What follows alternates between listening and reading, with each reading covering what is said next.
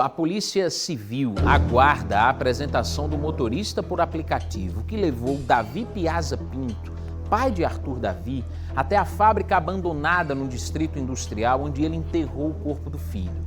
David Martins, ao vivo, vai trazer informações para a gente atualizadas desse caso. David, é com você.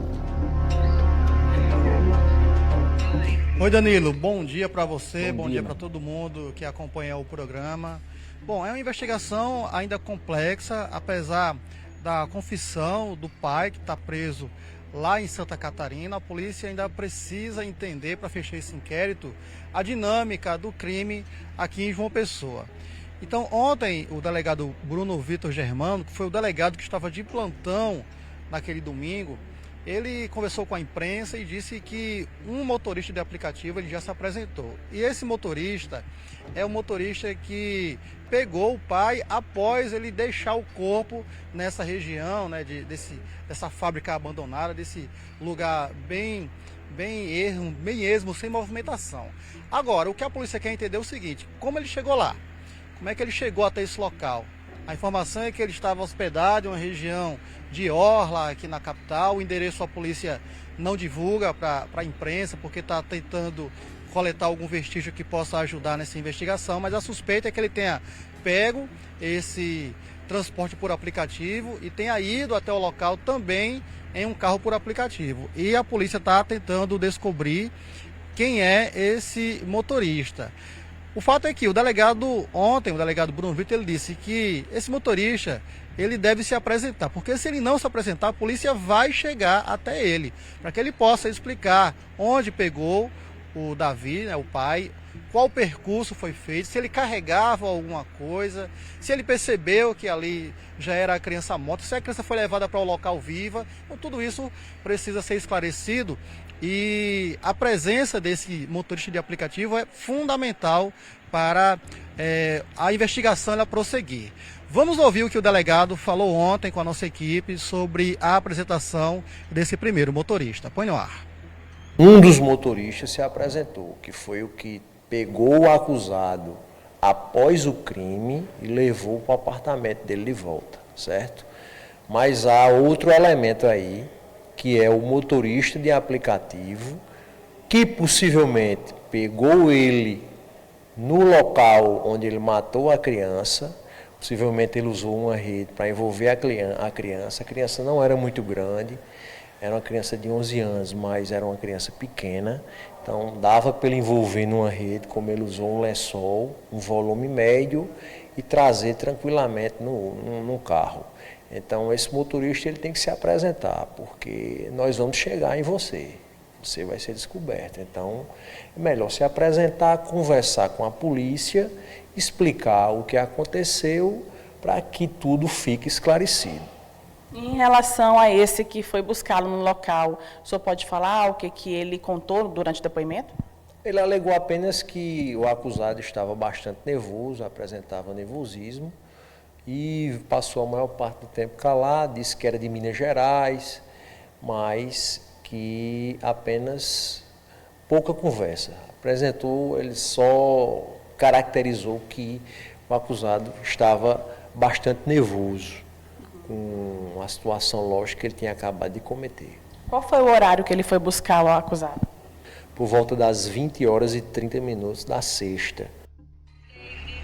Bom, esse caso agora não está mais com o delegado Bruno Germano, esse delegado que você ouviu agora ele falando. Esse caso foi repassado para o delegado Tiago Cavalcante.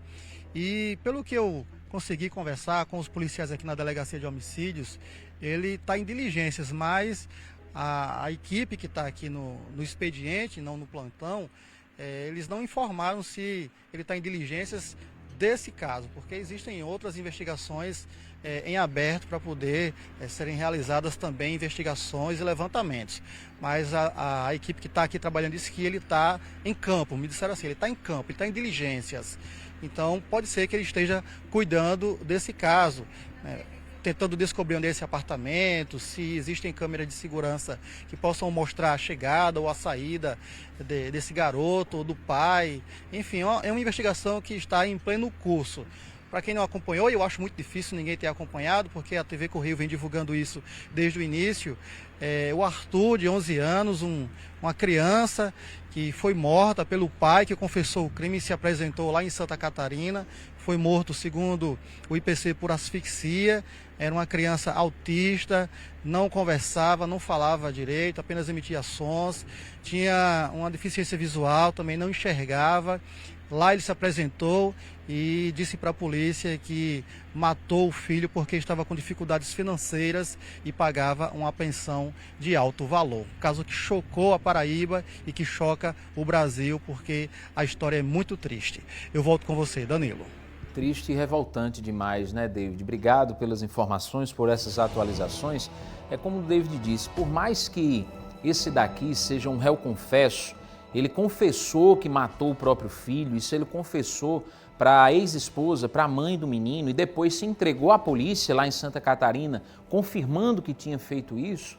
Por mais que a gente já saiba como aconteceu e até o porquê isso aconteceu, porque lá ele prestou depoimento, é importante demais que a investigação continue para fechar esse quebra-cabeça, para resolver todas as questões, trazer todas as respostas. Como é que ele chegou até essa fábrica? Será que o motorista, por aplicativo que o levou, não desconfiou do pacote que ele estava levando? O motorista que o buscou lá na fábrica, depois que ele já tinha enterrado o filho e levou de volta para o apartamento que ele tinha alugado, ele já prestou depoimento, disse que esse homem não conversou muito durante a viagem e nesse retorno ele estava sem pacote algum. Mas como é que ele levou essa criança dentro desse carro?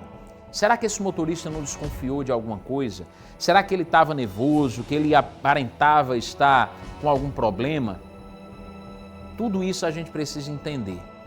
O que a gente já tem certeza é que esse homem é um monstro. É que esse homem, ele merece pagar e muito caro por essa crueldade que fez.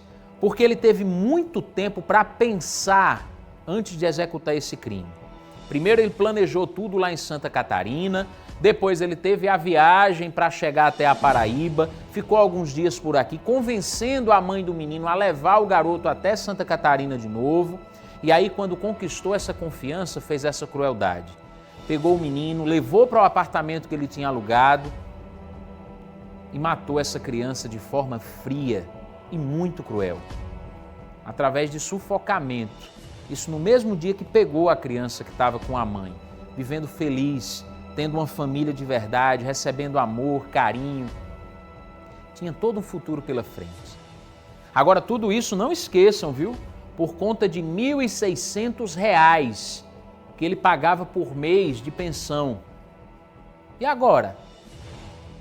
Agora ele economiza esses 1.600, mas tomara que apodreça na cadeia e que gaste muito mais, porque vai ter que gastar, com advogado, com a defesa, enfim.